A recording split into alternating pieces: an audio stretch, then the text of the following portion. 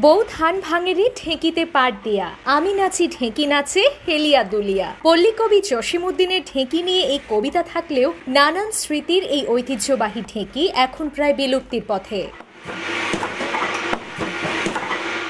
গ্রাম বাংলার ঘরে ঘরে একসময় ঢেঁকিতে ধান ভাঙা, চিড়াকুটা আর চালের গুঁড়া কুটার দৃশ্য সবসময় চোখে পড়ত।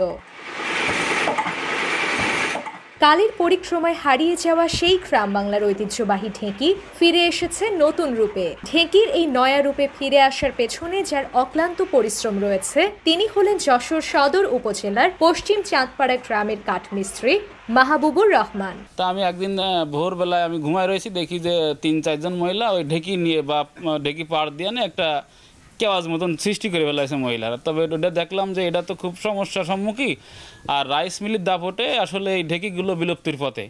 তো আমি চিন্তা করলাম যে আসলে এটা কোনো যান্ত্রিক রূপে কিছু করা যায় কিনা। তো আমি প্রথম চিন্তা ভাবনা করে এটা শুরু করছিলাম, করার পরে আস্তে আস্তে প্রথমবার একটু সমস্যা হয়েছিল যে কোনো জিনিস, তারপরে আমি আস্তে আস্তে সাকসেসফুল হলাম কমপ্লিট করে। গ্রামের নারীদের দীর্ঘদিনের কষ্ট লাঘবের কথা ভেবেই ২০২২ সালে খানিকটা স্বপ্নের মতোই ডিজিটাল ঢেঁকি তৈরির উদ্যোগ নেন রহমান। প্রথমে তার এই উদ্যোগকে নেহাত পাগলামি বলে আখ্যা দেন স্থানীয়রা। ধীরে ধীরে তার এই উদ্যোগ সফলতা পায়, পৌঁছে যায় দেশের ৬৪টি জেলায়। গ্রামের লোক বললো যে হবে না, টান ৭-৫ নষ্ট হয়ে যাওয়ার পরে তো আমি এর হাল ছাড়লাম না। আমি মনে করলাম যে এর শেষটা এবং সাকসেসফুল আমি ইনশাল্লাহ হবই আল্লাহর রহমত।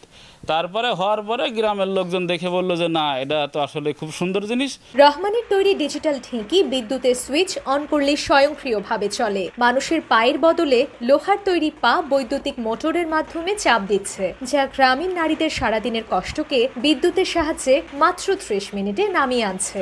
আগে তো আমাদের মা চাষিদের খুব কষ্ট হতো ঢেঁকিতে পা দিয়ে পাড়াতে, তো সেই অনুযায়ী সে বুদ্ধি খাটায় এই চালটা করেছে। আগের ধরো কষ্ট হইতো, এখানে খুব সুখীর, এনে তো কষ্ট লাগে না, আগে টাকা লাগতো বেশি, এনে অত টাকা লাগে না, কষ্ট কমায়। পড়াতে গেলে খুব মানুষের কষ্ট হইতো, এখন কোনো কষ্ট নেই, সলে কাজ হয়ে যাচ্ছে, টাকা কম খরচ হচ্ছে।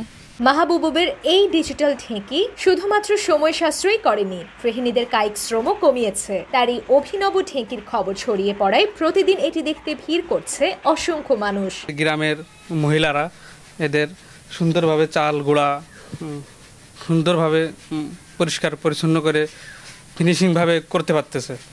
আগে সমাজে মানুষ পায়ে ঢেঁকি করে ধানের চাল করতো, এখন মাহবুব ভাই সুন্দর করে মানে তার টেকনিকই সে মেধা খাটায়ে সে ঢেঁকি তৈরি করেছে।